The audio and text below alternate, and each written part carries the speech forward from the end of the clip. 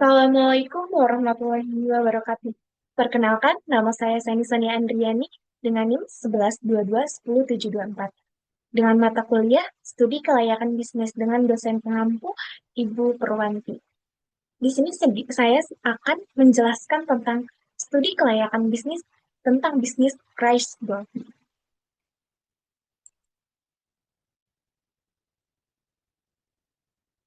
Oke, eh, studi kelayakan bisnis rice bowl berikut ada kita beberapa yang akan kita bahas. Yang pertama, ada aspek pasar. Yang kedua, keuangan. Yang ketiga, operasional.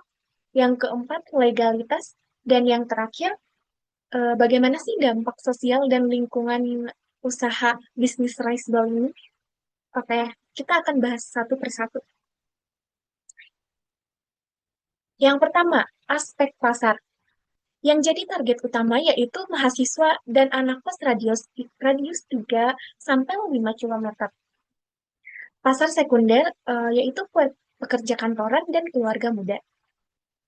Trennya di sini itu peningkatan permintaan seiring work from home dan kuliah online.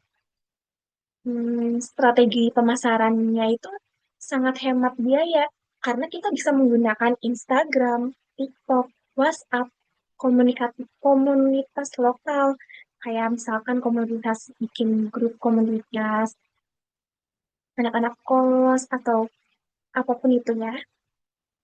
Di sini target konsumen utama ya fokus kepada mahasiswa dan anak kos yang membutuhkan makanan praktis dan terjangkau. Jadi makanan yang cepat saji gitu.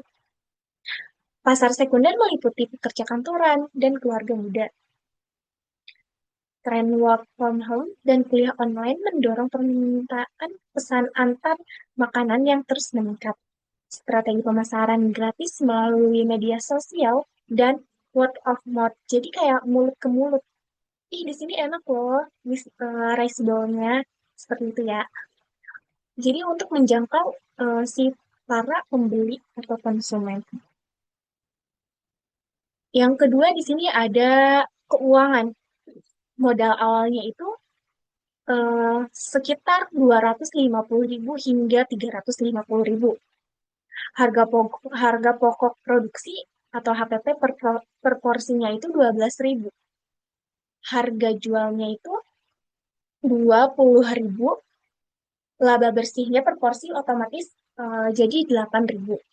Dan dan titik impas atau BEP yaitu 44 porsi untuk balik modal ya.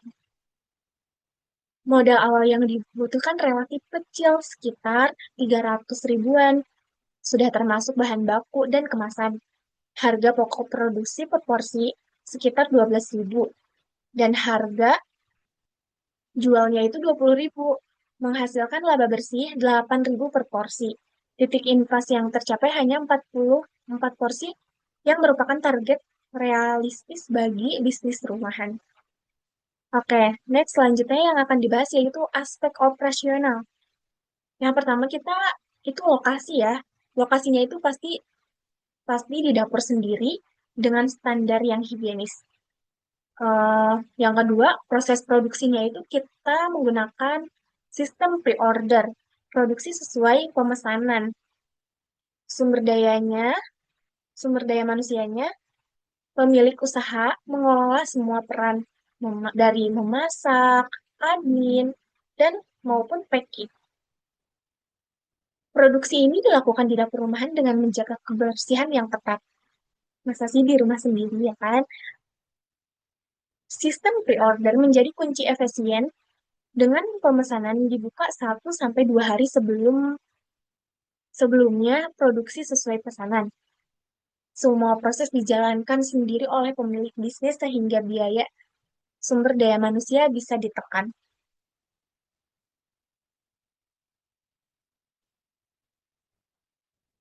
Yang kelima di sini ada aspek sosial dan lingkungan. Yang pertama, kemasannya itu ramah lingkungan. Karena Kenapa? Karena kita menggunakan paper bowl, bukan styrofoam. Yang kedua, sistemnya itu PO, jadi mengurangi limbah makanan, jadi mengurangi eh, mubazir ya teman-teman, ya enggak. Jadi sesuai pesanan aja kita bikinnya. Yang ketiga, mendukung perekonomian lokal dengan pembelian bahan tradisional. Yang terakhir, produk terjangkau dan higienis untuk komunitas mahasiswa dan pekerja. Jadi, bisnis ini itu ramah lingkungan dengan menggunakan kemasan yang mudah terurai. Sistemnya itu pre-order membantu meminimalisir limbah makanan. Selain itu, pembelian bahan dari pasar tradisional mendukung perekonomian lokal. Produk yang higienis dan terjangkau memberikan manfaat nyata bagi komunitas mahasiswa dan pekerja.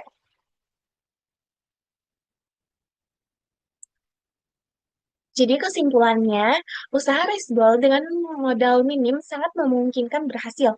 Kunci keberhasilan terletak pada pengolahan di dapur sendiri, sistem pre-order yang meminimalkan resiko, dan pemanfaatan media sosial untuk promosi gratis.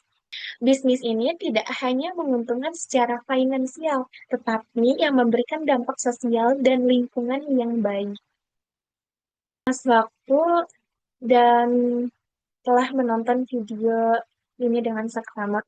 Mohon maaf bila ada kekurangan di saat saya menyampaikan presentasi. Semoga bermanfaat dan semoga kalian bisa membuka usaha bisnis UMKM. Semoga juga memotivasi buat kalian untuk membuka usaha ya teman-teman. Wassalamualaikum warahmatullahi wabarakatuh.